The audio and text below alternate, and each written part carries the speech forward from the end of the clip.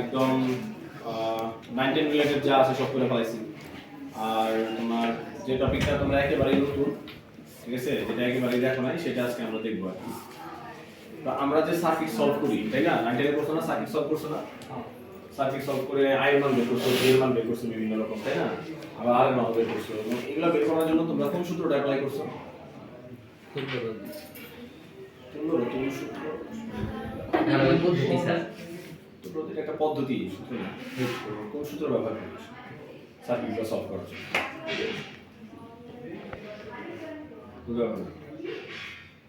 ওমের সূত্র ব্যবহার করছো, V = I R।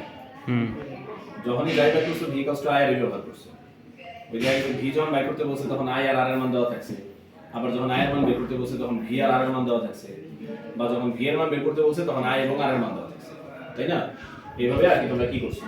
সার্কিটে কখনো রোধ, কখনো তড়িৎ প্রবাহ, কখনো ভোল্টেজ, এগুলো কি করছো, বের করছো, তাই না? এখন সহজ বা সরল সার্কিট যেগুলো আছে সেগুলোর জন্য ওহমের সূত্র প্রয়োগ করা যায়, কিন্তু সার্কিট যদি খুব বেশি জটিল হয় তাহলে জটিল সার্কিটগুলোতে কি করা যায় না, ওহমের সূত্র প্রয়োগ করা যায় না। ওহমের সূত্র প্রয়োগ করে সার্কিট সলভ করা যায় না।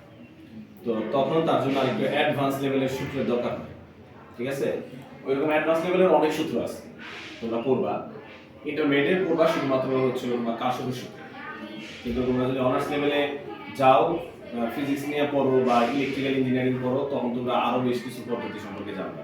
বিভিন্ন পদ্ধতি আছে সার্কিট সলভ করার জন্য, এই ওহমের সূত্র একমাত্র নয়। তো আজকে আমরা যেটা দেখব সেটা হচ্ছিল কারশফের সূত্র। মানে এটা হচ্ছিল জটিল সার্কিট সলভ করার জন্য এই সূত্রগুলো প্রযোজ্য হয়, কারশফের সূত্র। কোন বইয়ে কারশফ লেখা, কোন বইয়ে কিরশফ লেখা, ঠিক আছে? এক এক বইয়ে এক এক রকম জিনিস লেখা আছে। কারশফের দুইটা সূত্র আছে। প্রথম সূত্র যেটা, এই সূত্রটাকে বলা হয় জাংশন উপপাদ্য।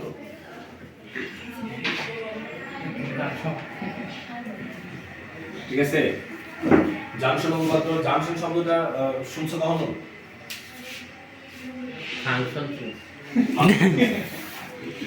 জাংশন শুনো না? জাংশনাল টিস্যু আছে। জাংশন কি শুনছো এখানে? স্যার শুনছি। কি শুনছো? কোথায় শুনছো? স্যার যে নাম দেখছিলাম Haripur junction. Gauripur junction. Gauripur junction কি নাম দিছিলে? বইয়ের নাম। কি এর নাম? বইয়ের নাম না কিছু নাম। কিছু না স্যার। না না না, ঠিক আছে, পাগল না ছাগল না, ঠিক আছে।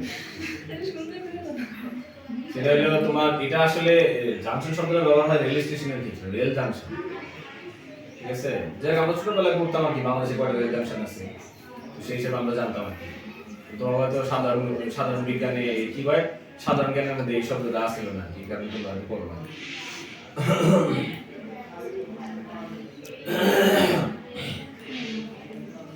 জাংশন শব্দের শাব্দিক অর্থ হচ্ছিল মিলনস্থল। রেল লাইনের ক্ষেত্রে এটা ব্যবহার করা হয়, রেল জাংশন, যেমন কমলাপুর রেল স্টেশন বলি আমরা, তাই না? তো এটা হলো অ্যাকচুয়ালি রেল জাংশন।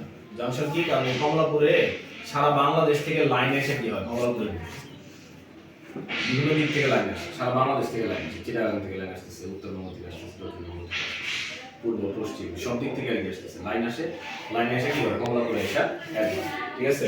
এটা একটা জাংশন, বিভিন্ন দিক থেকে লাইন এসে একটা বিন্দুতে মিলে, এটাকে জাংশন জাংশন বলে, ঠিক আছে? তো বাংলাদেশে বেশ কয়েকটা জাংশন ছিল আর কি, পড়ছিলাম ছোটবেলায়, ভুলে গেছি, মনে নাই। মেবি কমলাপুরটা একটা, আচ্ছা আখাউড়া জাংশন মনে হয় ছিল, আছে বেশ কয়েকটা আছে। কেন বুঝে কি করেন? যাও ডাক যাও, বোকা নাকি?